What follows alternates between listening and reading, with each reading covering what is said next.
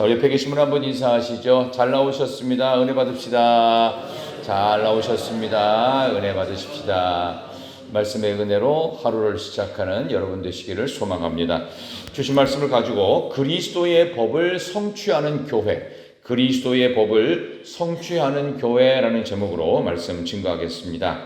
자, 이제 6장부터 시작되는 이제 마지막 갈라디아서 끝부분은 실천적인 부분이 많습니다. 그래서 여기는 내용 절절마다 다 소중한 부분이 있는데 이 두 단락으로 좀 나누어서 오늘은 앞부분만 다루겠습니다. 6장 1절에서 5절까지만 다루고요. 뒤쪽에 보면은 가르침 받는 자는 말씀을 가르치는 자와 좋은 것 함께 하라. 무엇으로 심든지 그대로 거둔다.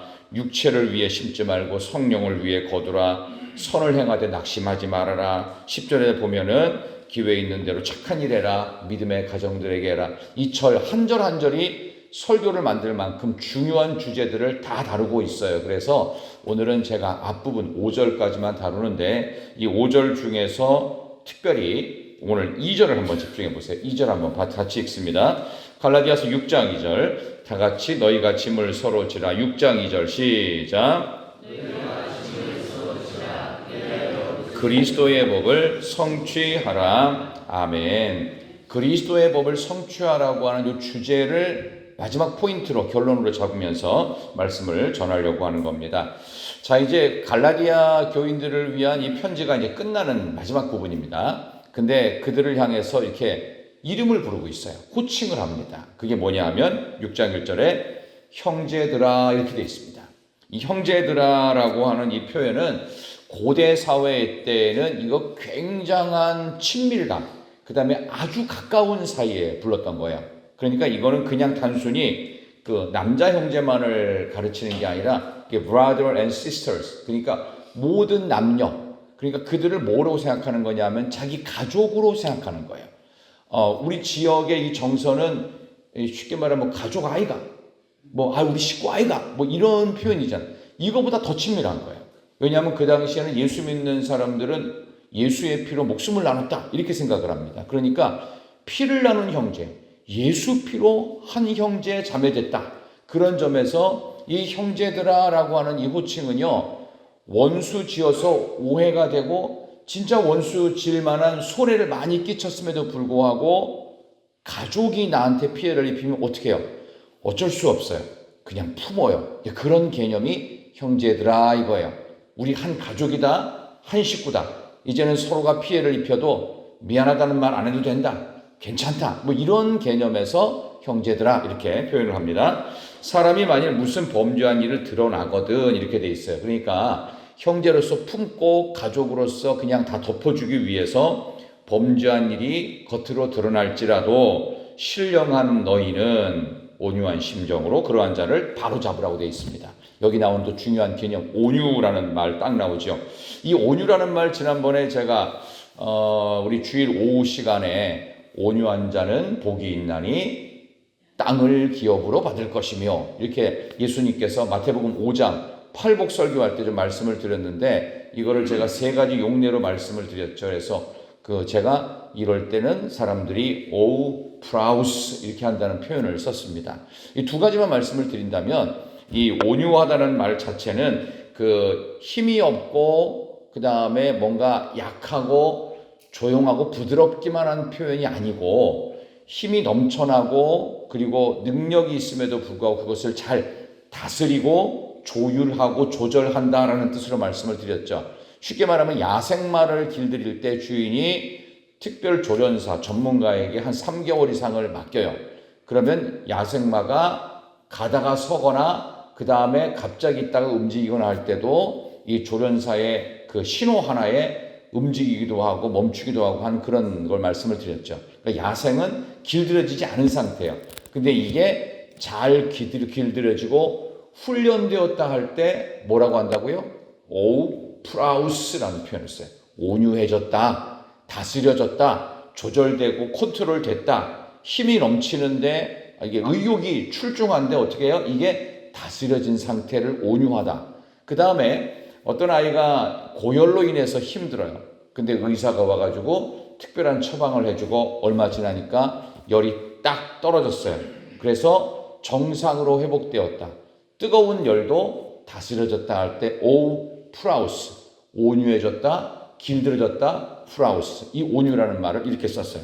그러니까 이 온유한 심정으로, 그러니까 얼마든지 범죄한 일이 드러나면 버럭 화를 내거나 당장에 무슨 징계를 내리거나 벌을 줄 수 있음에도 불구하고 그거를 조절하라는 거예요. 조절을 하라고. 왜? 형제이기 때문에, 가족이기 때문에 있는 그대로 표현해서는 안 된다. 온유한 심정으로 조율해서 그러한 자를 바로 잡으랍니다. 이 바로 잡는다는 말도요, 의학 용어입니다. 사도 바울이 주로 썼던 표현이 크게 세 가지가 있는데 어떤 표현을 많이 썼냐 하면은 법률적인 용어를 많이 씁니다. 그래서 쉽게 말하면 구속되었다라는 표현은 값을 치렀다라는 뜻입니다. 그래서 예수님의 구속의 은총을 얘기할 때는 십자가 값을 치렀다라는 의미에서 벌금을 냈다 그런 뜻입니다. 그러니까 법적 용어로서 쓰고 이거는 가장 적게 쓰는 표현이고 가장 많이 쓰는 그 두 가지 표현이 있는데 뭐냐 하면은 군사 용어를 많이 써요.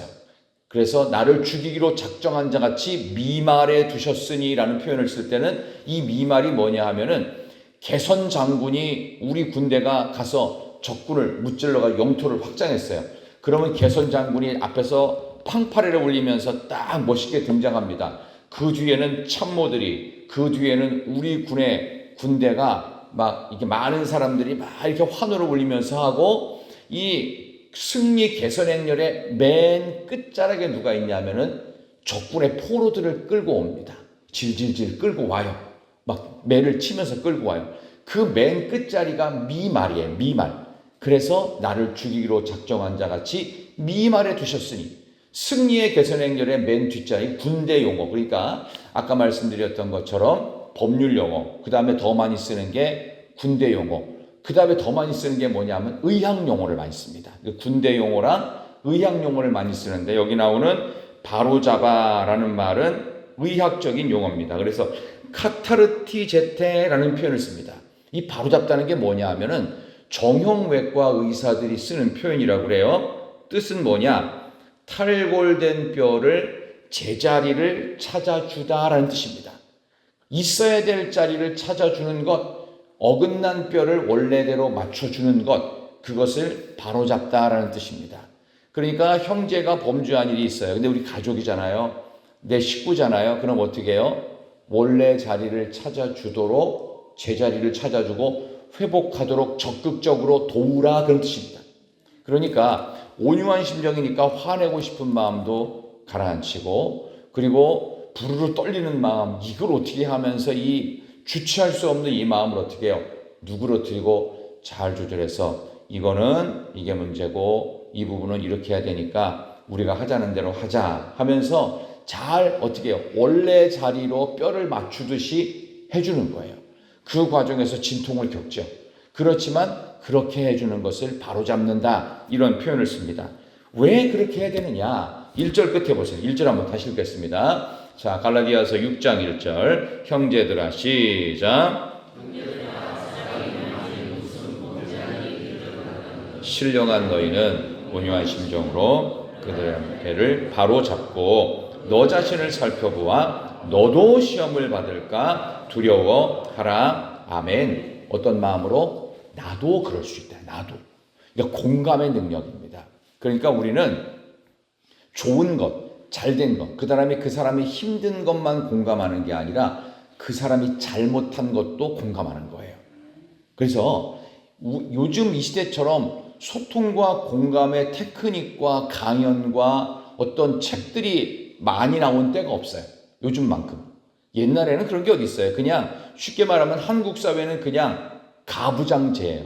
아버지가 한 말 하면은 그냥 끝이에요. 그걸로. 엄마하고 뭐가 필요 없어요. 아버지 한 말이면 그냥 끝났어요.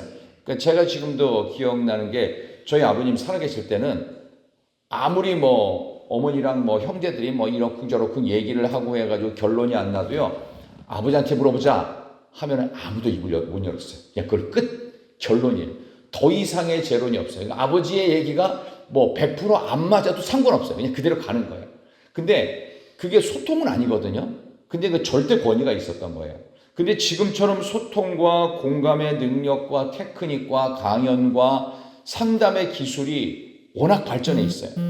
그렇게 발전했는데도 불구하고 요즘 소통과 공감이 잘 되나요? 잘 안 됩니다. 끊임없이 안 되고 있어요. 이게 왜 그러냐? 여긴 거예요. 너도 시험을 받을까 두려워하지 않는 거예요.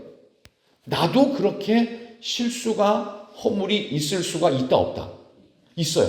근데 나는 그런 실수와 허물을 안 지을 사람처럼 착각을 하면 온유한 심정도 안 생기고, 그리고 바로 잡아줄 원래 자리로 회복해줄 마음도 안 생기는 거예요.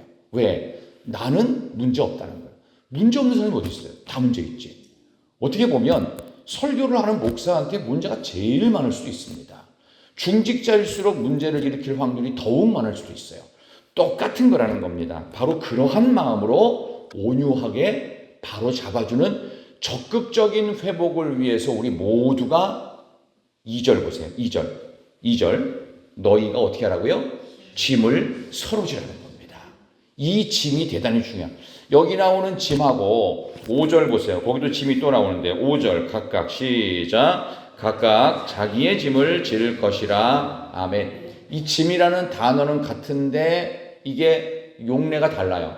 여기 나오는 2절에 너희가 짐을 진다는 말은요, 혼자서는 질 수 없는 무거운 짐을 말하는 것이고 헬라어가 달라요. 그 다음에 5절에 나오는 자기의 짐은요, 나만이 져야 할 짐, 사명을 얘기합니다. 그러니까 2절에 나오는 이 서로의 짐, 나 혼자 질 수 없는 짐은 뭐라는 거예요? 범죄하고 허물이 생기고 문제가 생겨서 나 혼자는 회복할 수 없는 그런 많은 짐들을 함께 지라. 어떻게? 온유한 마음으로 원래의 자리로 회복하는 일을 위해 최선을 다하라. 그런 뜻입니다.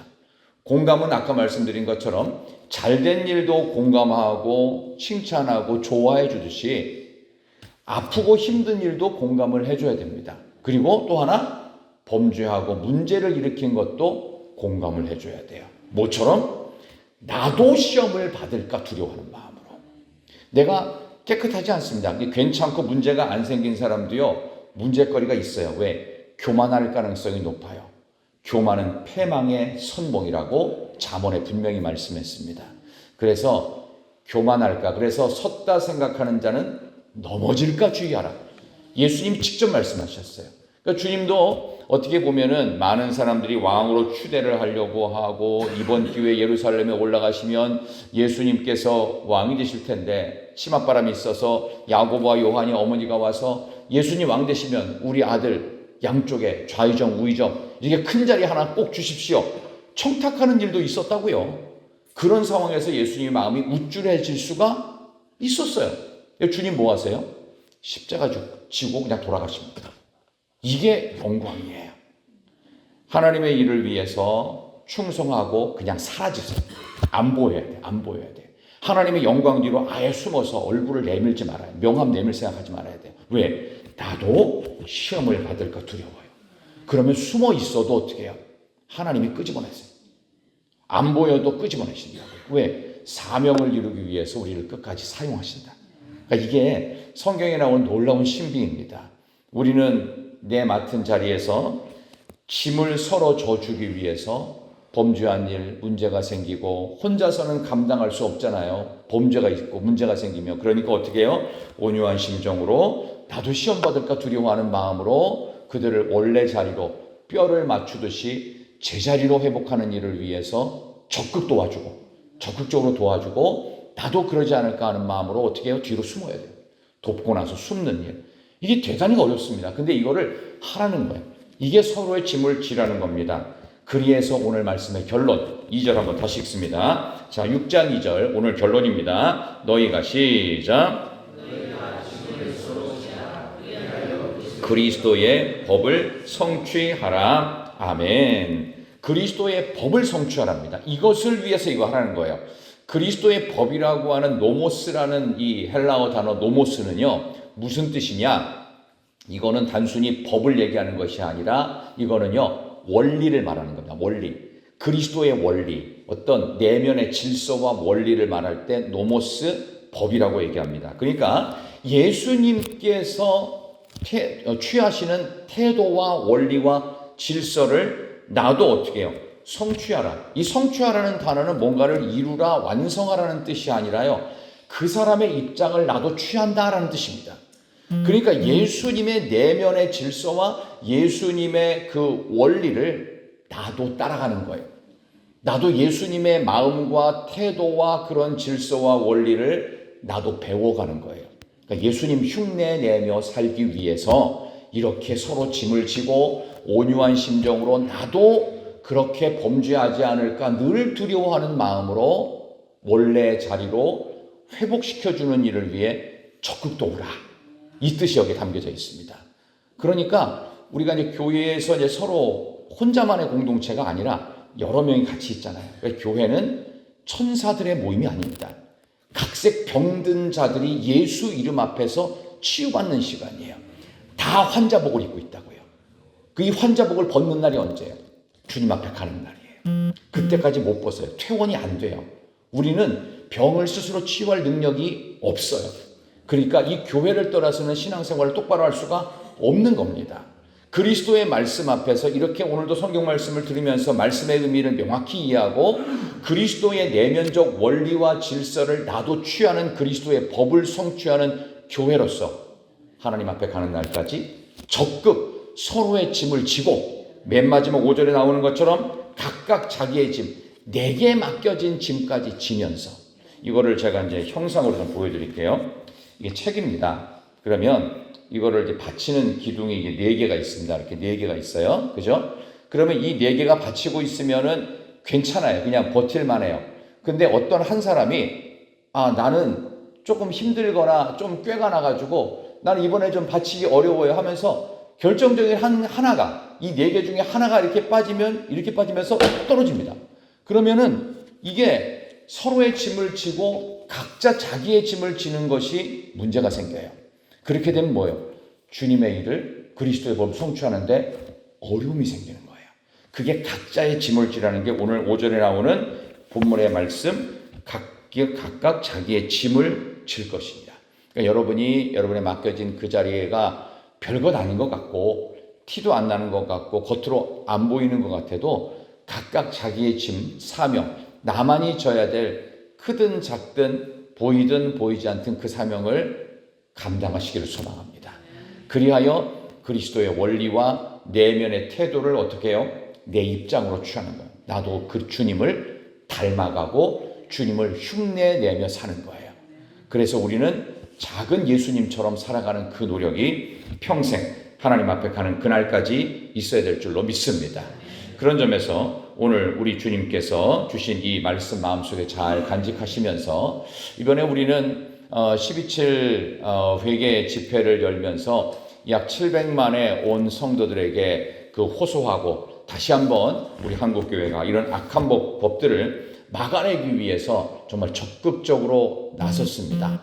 그런데 여기에 대해서 준비하는 과정 중에서 이런 부분에 대해서 협조를 하지 않거나 조금 다른 입장을 취해서 나는 굳이 그렇게 안 하겠다라고 하는 그리스도인들도 꽤 많이 있었습니다. 그러나 그런 분들까지도 저는 그런 생각이 들어요. 하나님을 모르는 분들에 대해서는 얘기할 필요가 없고 우리 교회 안에서도 이런 분들이 한 700만의 성도 중에서 굳이 그렇게까지 나가서 이렇게 으쌰으쌰 하면서 해야 되냐 말아야 되냐 논쟁이 있거든요. 혹시 그거에 대해서 방식에 대해 동조를 안 하더라도 우리는 어떻게 해요?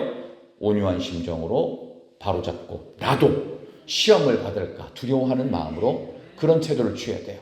한국교회가 혹시 이런 걸로 인해서 분열이 되고 이런 것들을 사탄이 노리고 있습니다. 거봐라. 다 나간 게 아니지 않느냐 하면서 실제로 추산된 인원이 약 100만 명, 110만 명이라고 주최 측에서는 얘기했지만 실제로 언론사에서는 10몇만 밖에 안 된다고 축소 보도를 하고 극심한 정체로 그것 때문에 우리가 또 세상을 공격하거나 그래서 그럴 필요가 있다 없다? 없다. 그런 점에서 우리가 하나님의 은혜 안에서 중심을 흔들지 말아야 됩니다. 그리스도의 법, 내면에 주님이 원하시는 질서와 그리고 원리를 주님처럼 나도 취하는 거예요. 그게 그리스도의 법을 성취하는 교회. 그래서 우리는 다른 세상을 향해 공격하는 교회가 아니라 복음 들고 사탄 마귀를 대적하고 마지막 날에 대적하기 위해 전신갑주를 취하면서 믿음으로 승리하는 저와 여러분 될 수 있기를 진심으로 축원합니다. 그리스도의 법을 성취하는 복된 여러분 되시기를 진심으로 축원합니다. 하나님 감사합니다. 오늘도 변치 아니하시는 하나님의 은혜 가운데에서 나도 시험을 받을까 두려워하는 마음으로 온유한 심정으로 잘못된 부분들을 원래의 자리로 회복시키기 위해서 적극적으로 도우며 우리가 혼자 질 수 없는 이 무거운 짐을 서로 져주면서 주님께서 우리에게 원하시는 내면의 예수님의 질서와 태도를 나도 그 모습을 취하며 오늘도 주님과 함께 믿음의 승리가 있고 간증이 있는 복된 하루하루가 되게 하여 주시옵소서. 이제 부흥회를 8일 앞두고 있습니다. 일주일 남은 이 귀한 부흥회를 앞둔 이 귀한 새벽을 다시 한번 맞으며 하나님께서 우리에게 주신 믿음으로 의인은 산다, 의인은 믿음으로 산다는 로마서 1장 17절의 주제를 갖고 또 우리 귀한 강사 목사님 오셔서 귀한 말씀을 증거할 때 하나님의 은혜가 배가 되어지고 믿음으로 승리하며 믿음으로 험한 세상의 복음의 깃발을 꽂을 수 있으며 악한 세상을 예수를 믿는 믿음으로 이겨내는 간증이 있는 우리 온 교회가 되게 하여 주시기를 예수님의 이름으로 간절히 기도드리옵나이다. 아멘. 하늘에 계신 우리